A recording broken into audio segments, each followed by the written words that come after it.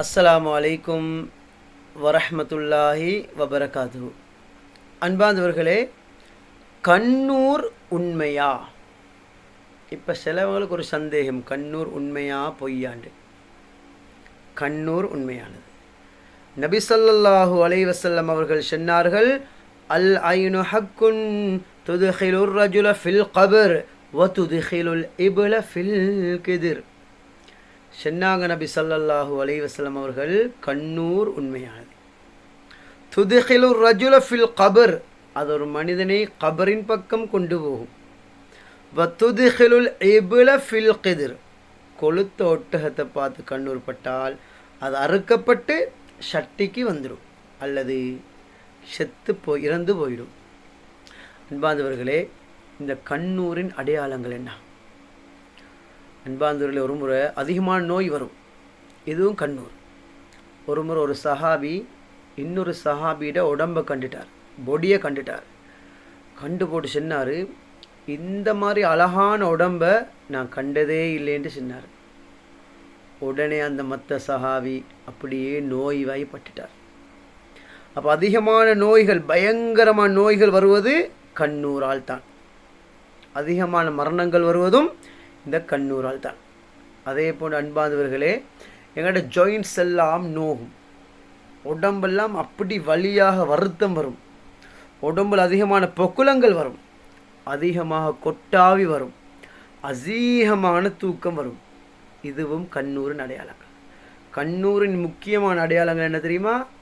கணவன் மனைவிக்கு மத்தியில் சண்டை வரும், குடும்பத்தில் பெரிய பிரச்சனைகள் வருவது இந்த கண்ணூரின் அடையாளங்கள், கண்ணூரின் தாக்கங்கள் தான். அதே போன்று நல்லா படித்து கொண்டிருந்த புள்ள, நல்லா ஓதிக்கொண்டிருந்த புள்ள திடீரென்று அடம் முரண்டு பிடிக்கும், இதுவும் கண்ணூரின் தாக்கம். அதிகமாக விழுவாங்க, நல்லா வேலை செஞ்சு கொண்டிருப்பாங்க, திடீர்னு விழுவாங்க, அதிகமாக ஆக்சிடெண்ட் ஆகுவாங்க, இதெல்லாம் கண்ணூரின் தாக்கங்கள். அதிகமான செலவுகள் வரும்.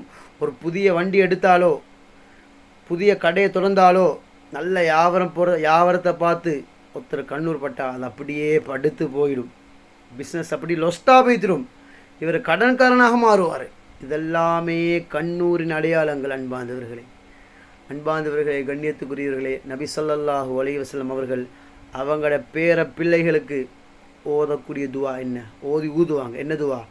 அஊது பிகலிமாத்தில்லாஹி தாம்மாத்தி மின் குல்லி ஷைத்தானின் வஹாமா வமின் குல்லி ஐனில்லாமா. இந்த துவாவை நாங்கள் எங்களோட பிள்ளைகளுக்கு காலையில் மாலையில் கட்டாயம் ஊதணும். இல்லைன்னா சும்மா பிள்ளைகள் விழுவாங்க, என்ன சரி நோய்வாய்ப்படுவாங்க, இல்லாட்டி அடம் முரண்டு பிடிப்பாங்க. அதனால் நாங்கள் ஓதணும். அப்போ இன்னொரு துவா இருக்குது. இந்த துவாவை நாங்கள் காலையில் 3 தடவை மாலையில் 3 தடவை ஓதினால் அந்த நாள் முழுவதுமே பாதுகாப்பு கிடைக்கும். கண்ணூர், ஆஃபத்துகள், முசீபத்துகள், செய்வினைகள் எந்த ஒன்றும் எங்களை அணுகாது.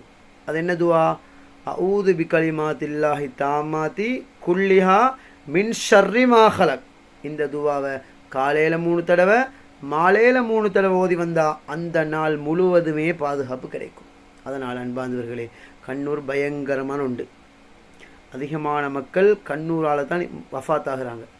கண்ணூரின் மூலமாகத்தான் அதிகமான மக்கள் நோய்வாய்ப்படுகிறாங்க. கண்ணூரின் மூலமாகத்தான் அதிகமான மக்கள் ஆக்சிடெண்ட் ஆகிறாங்க. கண்ணூரின் மூலமாகத்தான் அதிகமான மக்கள் லொஸ்ட் ஆகிறாங்க. கண்ணூரின் மூலமாகத்தான் அதிகமான மக்கள் அவங்களோட பதவி இழக்கிறாங்க. கண்ணூரின் மூலமாகத்தான் அதிகமான மக்கள் சண்டை பிடிக்கிறாங்க.